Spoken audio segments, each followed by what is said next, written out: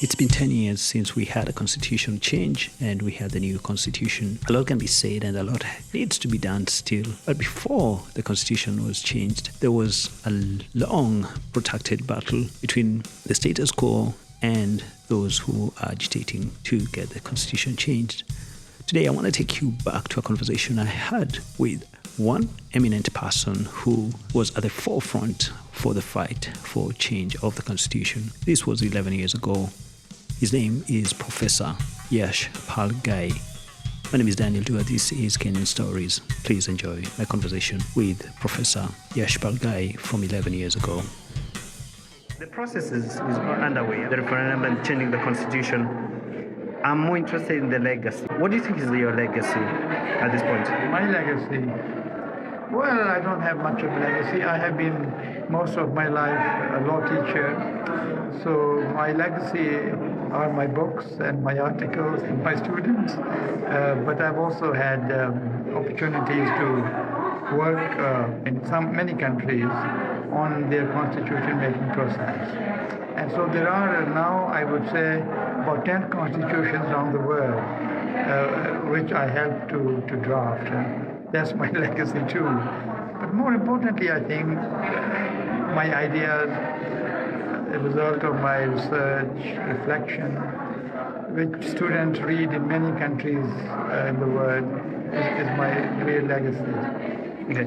It's a very tall order for young people to follow up, yeah? Yeah. But then the major concern here is how does that filter into the young people, especially now that Kenyans are not celebrated at home for most part, yeah? Yeah. What are your views on getting this to the people out there? Well, number of ways. Some of my books are used as textbooks, university level, and so many students who I have not ever taught but have read my books. Sometimes they're part of compulsory reading or of interest. So many people I meet, and even today, some people came to me and said, my ideas had influenced them a lot. Most teachers in the universities in Kenya, Uganda, Tanzania, until recently, not now, maybe 10 years ago, almost all were my former students. So they pass on my ideas and their own ideas. But what I'm going to do now, I'm retired now, and I want to write books not for university students or academics. I want to write books for people who have not had the opportunity to go to university in quite simple language. You may have seen my commentary on the proposed constitution, comparing it with that. Then I was writing that not with academics in mind or students, thinking of the very ordinary Kenyans and writing in as simple a style, avoiding technical terms as I could. So I want to write on various things after the referendum, because at the moment I'm spending a lot of time on that, and then I want to be able to reach people who haven't had the advantages of university or even secondary school education. Okay. Having both sets of eyes, yeah, Kenyan and having traveled quite a bit and worked out there, what do you think is the fundamental problem with our country? I think the two fundamental problems, and they are interconnected.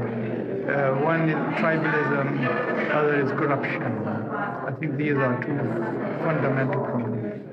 Is there a possible solution for this? Well, there is. I mean, there is up to a point.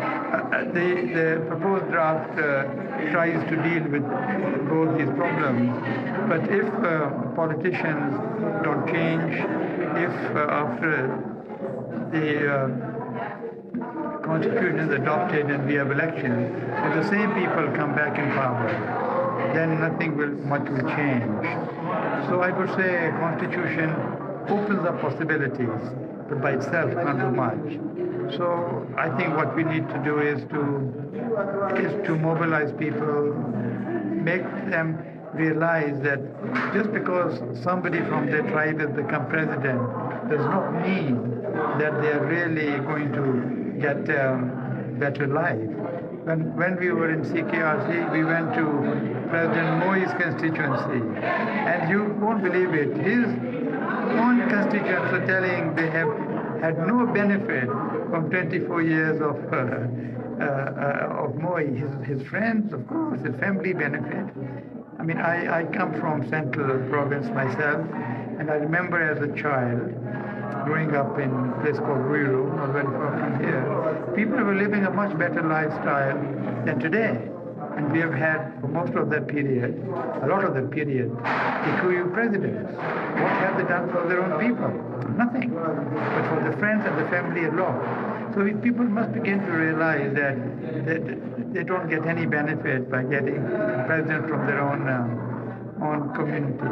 They should look for a president who is truly committed to social justice, to change.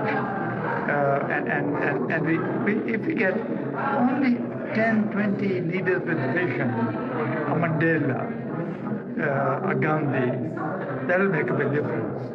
But they don't come in big numbers. So thank you very much. But that's a contradiction right there. Why? Every year, every other election, the statistic, if I don't know if I'm correct, 80% of yes, I think it's about 70 something. Yes, I looked at them yesterday or day before. Yep. Yeah, that is true. So people are in a way.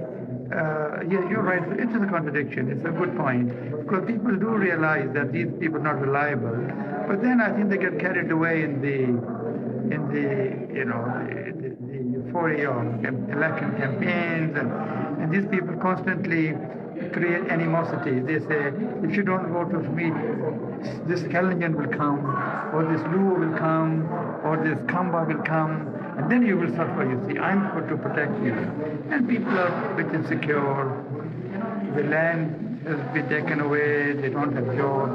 So in that sort of context of vulnerability, it's very easy to rely on these promises of ethnic support. Okay, finally, when this struggle started, when you started this work, the fundamentals for changing constitutions were there.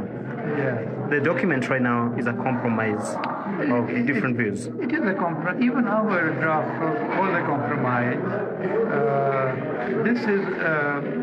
This follows Bowman's quite closely. In fact, the harmonized draft number 1 was 95% harmonized. Then the select committee took some of it out. Some of it was reinstated. So I would say that in terms of values and approach, it was almost 100% inspired by Bowman. In terms of institutions, it is a bit different. But basically, I would say it is Bowman's. And I am going to vote yes on the 4th of August. I hope you too. But you don't have to tell me. I reserve my comments. Yes. Thank you very much. You can listen to Kenyan Stories everywhere, on podcast, online, on Android, on Apple, wherever you listen to podcasts, iTunes, Stitcher, Radio Public, Spotify, everywhere and anywhere you listen to your podcasts or great stories.